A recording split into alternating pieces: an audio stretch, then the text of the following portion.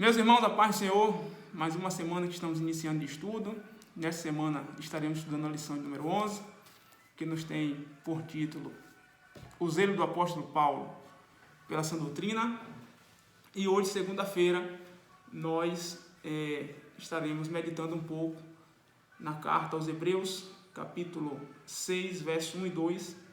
E o tema sugerido para esse devocional pelo comentarista, os princípios elementares da sã doutrina. O texto que nós temos para estudar diz o seguinte: sendo assim, considerando conhecidos os ensinos básicos a respeito de Cristo, prossigamos rumo à maturidade, sem lançar novamente o fundamento do arrependimento de atitudes inúteis e que conduzem à morte, da fé em Deus, da instrução acerca de batismos, da imposição de mãos, da ressurreição dos mortos e do juízo eterno. Ao analisarmos o contexto desse texto, nós percebemos que o escritor aos Hebreus estava um pouco preocupado com os irmãos, tendo em vista que ele analisa que os irmãos ainda não haviam avançado acerca da sua vida cristã. E ele começa a falar um pouco sobre a superioridade de Cristo enquanto sumo sacerdote, sendo Jesus ali da linhagem, podemos dizer assim, de Melquisedeque.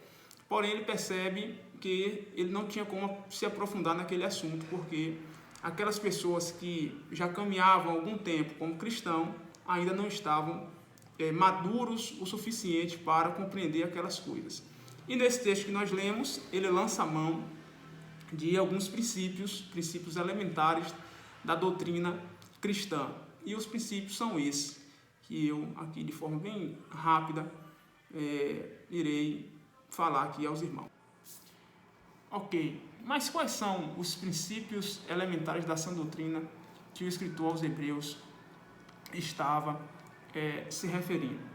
O escritor aos Hebreus ele apresenta 6 princípios elementares da doutrina cristã. E esses princípios nós podemos dividi-los em 3 grupos. O primeiro grupo vai nos falar sobre a salvação pessoal. No versículo 1, o escritor aos Hebreus ele vai nos falar sobre o arrependimento de atitudes inúteis ou de obras mortas.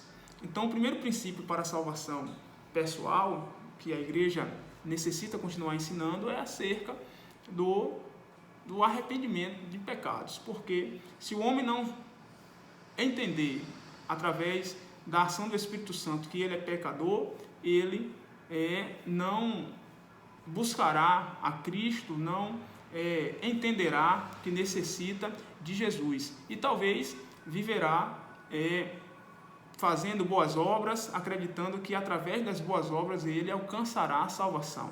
Mas nós sabemos que a salvação não vem através de obras boas que nós praticamos, porque a salvação é uma atitude de graça de Deus para com o homem. Então, além do arrependimento, o homem precisa também ter fé em Deus. E o escritor aos Hebreus ele fala também sobre a fé em Deus. Esta fé, a fé em Cristo, é o entender que Jesus é seu único e suficiente Salvador.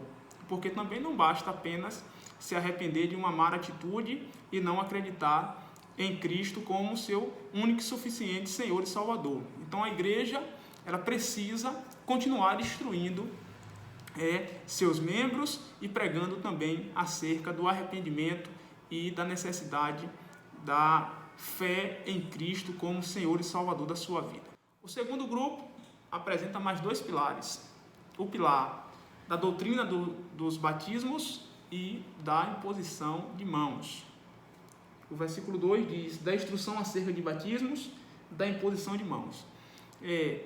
A instrução acerca dos batismos é basicamente sobre a instrução sobre o batismo em águas para perdão de pecados e o batismo com o Espírito Santo, que é o revestimento de poder, a virtude do Espírito, através da qual o homem ele recebe esse revestimento para ser testemunha de Cristo de forma mais ousada, de forma mais poderosa. Nós, assembleanos, somos instruídos tanto acerca do batismo em águas, quanto acerca do batismo com o Espírito Santo. E encontramos na Bíblia diversas passagens que fundamentam o nosso ensino, fundamentam a doutrina bíblica acerca desses dois batismos. Acerca da imposição de mãos, essa era uma prática que ocorria tanto no Antigo Testamento quanto no Novo Testamento. No Antigo Testamento era utilizado ali para transferência de bênção dos pais, transferência de culpa do homem para um animal que seria sacrificado. E já no Novo Testamento nós vemos a utilização da imposição de mãos em momentos em que as pessoas recebiam curas, milagres, em que as pessoas recebiam os dons espirituais, dons ministeriais, na consagração de obreiros. E isso é uma doutrina e uma prática que nós ainda continuamos utilizando. E eu digo, ainda continuamos utilizando acerca da imposição de mãos aplicada no Novo Testamento, na consagração de obreiros, na oração para Deus curar, na oração para Deus batizar com o Espírito Santo, para distribuir os seus dons. Nós ainda aplicamos a imposição de mãos por ser também um pilar da sã doutrina. O terceiro grupo nós podemos intitular como grupo escatológico, porque os pilares que compõem este grupo são pilares de acontecimentos futuros. O primeiro pilar é o pilar da ressurreição dos mortos.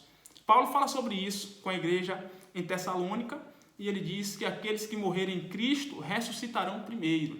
Então, da mesma forma que Deus ressuscitou a Cristo dentre os mortos, nós, se morrermos em Cristo, ressuscitaremos para receber Jesus nos ares e o nosso galardão. Quanto ao outro pilar, o pilar do juízo eterno, através desse nós entendemos que após a morte a vida continua. Para os que morrem em Cristo, como eu falei anteriormente, vão ressuscitar no momento em que Cristo vier para buscar a sua igreja, receberão seu galardão, viverão eternamente ao lado de Cristo. Mas os que morrerem distante de Jesus, infelizmente, no juízo eterno, receberão a sua sentença de morte eterna. Continuemos, irmãos, estudando a palavra do Senhor, para que possamos continuar também crescendo na graça e no conhecimento. Os irmãos que receberam esta carta, a carta aos Hebreus, eles, infelizmente, não obstante já caminharem algum tempo como cristãos, não conseguiram amadurecer. Tanto é que o escritor precisa chamar a atenção deles acerca disto, que nós venhamos a cada dia mais crescer, amadurecer, até chegarmos à estatura de varão perfeito. Deus nos abençoe e que nos dê uma semana de paz.